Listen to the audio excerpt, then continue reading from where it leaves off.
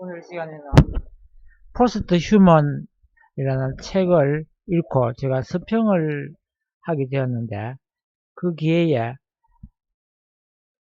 기본 소득에 대한 내용이 나옵니다. 그에 대해서 조금 다뤄보도록 하겠습니다. 고용 없는 노동과 일의 재발견이라는 김재희가 쓴 내용에 보면 기본 소득에 대해서 이렇게 이야기를 하고 있습니다. 한나 아렌트는 아이히만의 재판에서 자신이 무슨 일을 하고 있는지 전혀 깨닫지 못하는 평범한 직장인의 얼굴로 나타난 악의 평범성을 발견한다고 합니다. 했다고 합니다. 이 한나 아렌트라는 사람이 이야기한 아이히만의 재판이라는 것은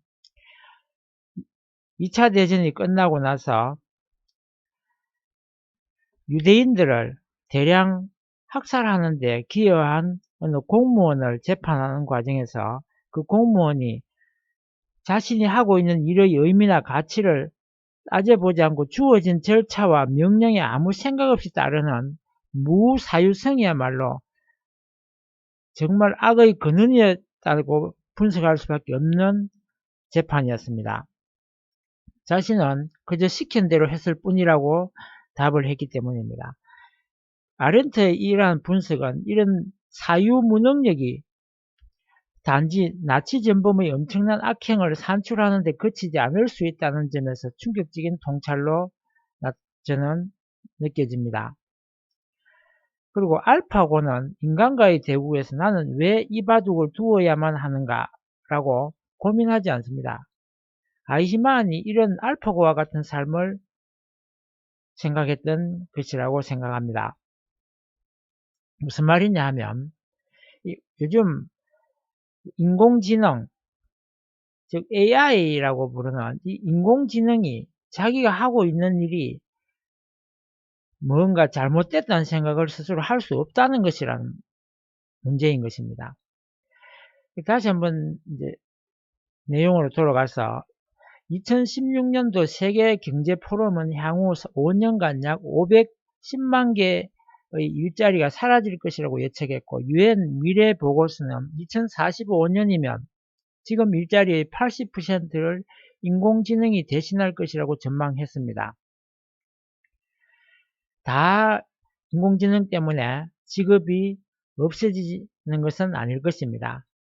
예를 들어서 간병이라든지 간호라든지 육아, 건강관리 등 자동기계에 맡기기 어렵고 인간의 섬세한 손길과 정서적 공감이 필요한 일들은 여전히 남아있을 것입니다. 또 앱 개발자라든지 컴퓨터 시스템 관리자나 정보보안 전문가라든지 데이터 수집, 인정, 삭제원, 아바타 개발자, 인공장기 개발자, 머신러닝 전문가 등 기존에 없던 새로운 일이 오히려 창출될 수 있을 것입니다. 인간의 노동을 대신할 수 있는 인공지능 기계들의 등장은 근본적으로 노동과 고용에 기반을 둔 인간 사회의 종말을 예고하는 것이자 포스트 휴먼 사회의 도래를 선포하는 것이라고 적혀 있습니다. 이 책에서는 인간과 기계가 포스트 휴먼이라는 동일한 지점으로 수렴해 가고 있는 것이라고 하는 것입니다. 결국 인간의 행위인지 기계의 행위인지 결과물만을 봐서는 구분하기 어려운 지점에 이를 것이고, 그 지점에 이르면 결국 인공지능 AI는 인간과 나란히 하게 될 것입니다. 그 가치나 그 위치가 그렇게 된다는 것입니다. 포스트 휴먼 사회는 인간만의 노동이 아니라 인간과 기계의 상호 협력적 작업에 기초할 수밖에 없는 것도 그 때문이라는 것입니다. 지금이야말로 인간에게 노동이란 무엇인지, 인간은 왜 노동과 고용을 통해서만 삶을 영위해야 하는지, 노동이 아니라면 인간은 무엇을 할 수 있는지 근본적으로 다시 생각해 볼 기회입니다. 인간 사회의 지배적인 삶의 방식을 노동이라고 한다면 포스트 휴먼 사회의 삶의 방식은 아마도 포스트 노동, 즉 노동을 벗어난 노동 이후의 어떤 활동이라고 할 수 있을 것입니다. 제가 좀 어려운 용어를 쓰는지 모르겠습니다. 포스트 휴먼이란 말은 앞으로 미래의 인간 사회는, 인간성을 중심한 인간 사회는 어떻게 될 것인가 라고 고민하는 것이 바로 포스트 휴먼인데, 이러한 사회에는 미래에는 인공지능인 AI, 기계가 모든 것을 장악한다는 그런 의미에서 생각하는 책이라고 봅니다. 아렌트의 통찰에 따르면 노동으로 환원되지 않는 작업 능력과 행위 능력을 되찾아야 할 것입니다. 인공지능 기계가 할 수 있는 노동을 넘어서 또 인공지능 기계가 할 수 없는 사유 능력과 공감 능력을 토대로 앞으로의 노동, 즉 포스트 노동은 지속 가능한 가치를 창조하는 작업과 공적 공간에서 토론할 수 있는 정치적 행위를 담아내야 할 것입니다. 포스트 휴먼 사회는 인간만큼이나 또는 인간보다 더 탁월한 능력을 가진 기계들이 인간의 노동을 대신하는 사회입니다. 기술적 대상들은 노동하는 인간의 손안에서 더는 통제되지 않을 것입니다. 인공지능 기계들이 도구나 연장 수준을 넘어서 노동을 주도하고 오히려 인간이 기계의 노동을 돕는 상호 협력적 동반자 역할을 하게 된다는 것입니다. 따라서 포스트 휴먼 사회에서는 기존의 인간 노동을 중심에 두는 관점에서 봐야 하는 것입니다. 질베르 시몽동이라는 사람이 있는데 그 사람에 의하면 기술이란 인간이 자신을 둘러싼 세계와 관계 맺는 근본적인 존재 방식이라 했습니다. 기술적 대상은 다양한 종류의 입력 에너지를 다른 형태의 출력 에너지로 변환하는 기능을 통해 이질적인 것들을 서로 관계 짓고 소통시키는 매개 역할을 한다는 것입니다.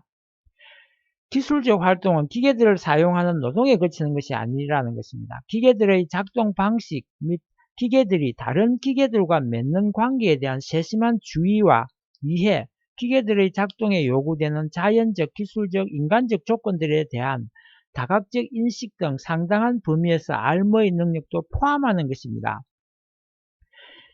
아마 제 이야기를 들으면서 금방 눈이 감길 정도로 이해가 잘 안되고 따라오기 힘든 분들이 계실 것입니다. 기본소득 이야기 한다 해놓고 엉뚱한 이야기만 하는 것이 들리는데 이러한 내용을 토대로 이해하지 않으면 이해가 잘 되기 힘들기 때문에 제가 어렵더라도 이 내용을 먼저 말씀을 드리니까 조금만 참으시기 바랍니다. 심리생리학적으로 연속적이었던 내 품 안의 자식이 다 자란 성인이 되어 자립하게 되었을 때 부모들이 느끼는 서운함처럼 자신의 손을 떠난 자동기계들 앞에서 인간은 소외감을 느끼게 될 것입니다. 성인이 된 자식과 부모가 예전과는 다른 방식의 관계로 부서진 연속성을 회복해야 하는 것입니다. 시몽동에 따르면 기술의 본질은 이질적인 것들을 서로 소통시키는 매개적 역량에 있으며 자동화된 기계들도 외부로부터 정보를 수용하여 자기 작동을 조절해야 하는 열린 시스템입니다. 인간이 기계들을 매개로 외부 세계와 소통하고 관계 맺듯이 기계들도 인간을 매개로 다른 기계들과 관계 맺을 수밖에 없다는 것입니다. 인간과 자동기계의 관계는 공동의 문제를 해결하기 위해 상호 협력적으로 작업하는 기술적 활동 안에서 수평적 관계로 이해되어야 할 것입니다. 기술적 활동 안에서는 인간과 기계가 차별 없는 상호 협력적 동반자로 만나게 된다는 것입니다. 베르나르 스티글레르라는 사람은 고용은 끝났다 이리어 오라 에서 돈을 벌기 위해 고용되어 하는 일과 돈이 되지 않는 진짜 자기 일을 구분하고 있습니다. 소비동물이 된 현대인들은 고도 산업화된 자본과 매스미디어에 의해 충동화된 소비 욕구를 충족시키기 위해 어쩔 수 없는 관계에서 입장에서 고용된 노동을 할 뿐입니다. 가파, 즉 구글, 애플, 페이스북, 아마존으로 대표되는 디지털 테크놀로지의 완전 자동화 시스템이 압도적 다수를 이런 바보로 만들어 정신적 궁핍 상태에 이르게 하고 있다고 적혀 있습니다.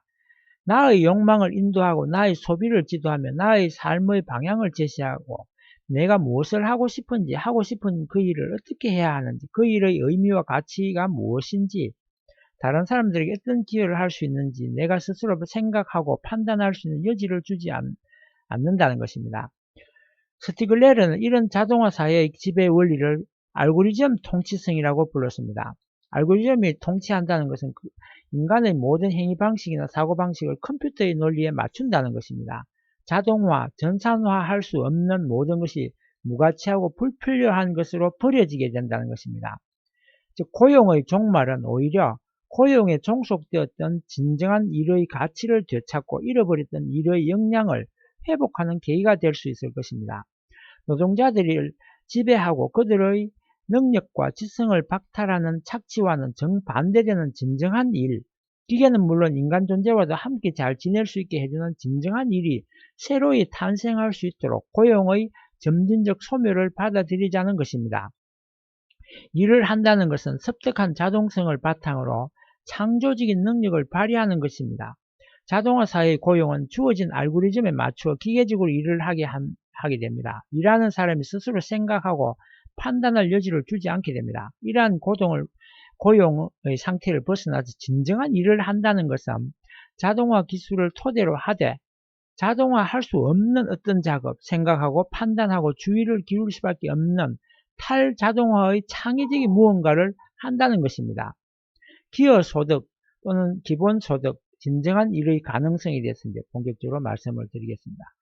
기업 경제 안에서 고용과 임금 노동으로 살아가는 것이 아니라 실용 가치를 창출하는 일과 기여소득으로 살아가게 됩니다. 기여소득이란 것은 실용 가치를 창출하는 일, 즉 자신의 잠재성을 실현하여 사회적으로 가치 있는 알무의 형태를 발명하는 사람들에게 지급되는 소득입니다.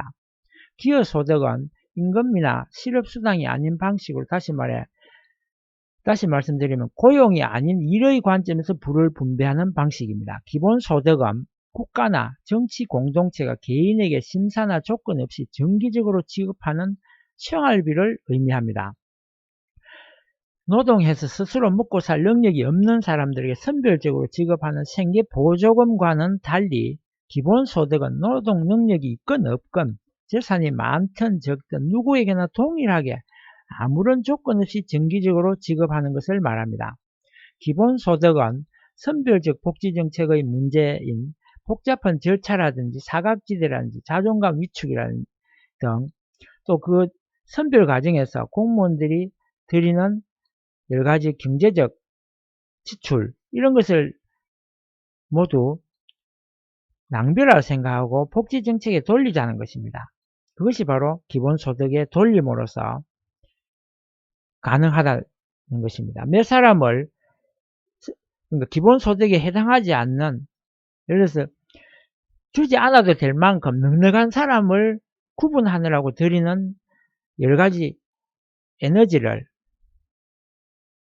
생각해보면 오히려 배보다 배꼽이 커지는 것입니다. 차라리 그 돈을 들이지 말고 다 나눠주는 것이 더 혜택이 낫다는 것입니다. 노동자들에게 더 큰 자유와 선택지를 제공할 뿐만 아니라 빈곤 감소 및 불평등 완화에 소비 진작 효과까지 여러 장점을 갖고 있다는 것입니다. 그래서 지나치게 많이 해당 사항이 없는 사람, 그런 넉넉한 사람에게 나눠준 것은 세금으로 도로 그대로 드리겠다. 이런 정치가들의 말도 제가 들은 적이 있습니다. 예를 들어서 이게 우리나라만 지금 기본소득을 이야기하는 것이 아니라 네덜란드라든지 미국이라든지 핀란드, 캐나다, 스페인, 알래스카 이런 데서 이미 이런 것들을 시행하고 있었던 적이 있습니다. 심지어 지금 전 세계적으로 코로나가 막 지금 유행을 하고 있을 때 코로나19 때문에 여러가지 경제가 마비되고 있기 때문에 미국을 위시한 많은 나라에서 1000달러니 뭐 500달러니 일본도 개인들에게 기본소득으로 100달러씩 이렇게 나누어 준다고 막 발표를 하고 있습니다. 이것은 결코 복지정책이라 해서 좌파들만 하는 이야기가 아니라는 것입니다. 알래스카의 이제 1982년부터 계속 지금 영국기금의 수입으로 모든 주민에게 1년에 한 번에 걸쳐서 1000에서 3000달러를 나눠주고 있는데 이러한 기본소득이 왜 가능하냐 하면 알래스카의 땅과 땅 및 유전이 알래스카 주민 모두의 것이라는 공유부, 그러니까 공유하는 가치, 부에 대한 인식이 그 기본 배당금의 근거라는 점을 들고 있는 것입니다. 그래서 우리 공기라든지 물이라든지 이러한 것이 사실은 기본소득에 해당하고, 또 우리가 그런 기본소득을 나눠줌으로써 바로 앞에서 말씀드린 대로 소비 진작을 하고 경제를 일으키게 할 수 있는 것이기 때문에 기본소득이 결코 낭비가 아니고 오히려 누구에게나 도움이 되는 일이라는 것입니다.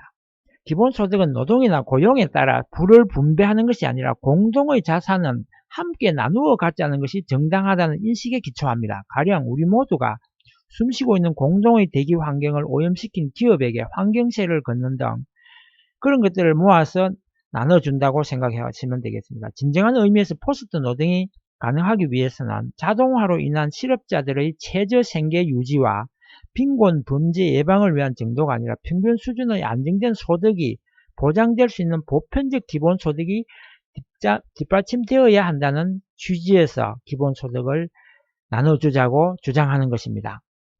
예. 그러니까 우리가 기본소득에 대해서 새로운 관점에서 생각을 해보자는 의미에서 말씀을 드렸습니다. 지금까지 제 말씀을 끝까지 들어주셔서 감사합니다.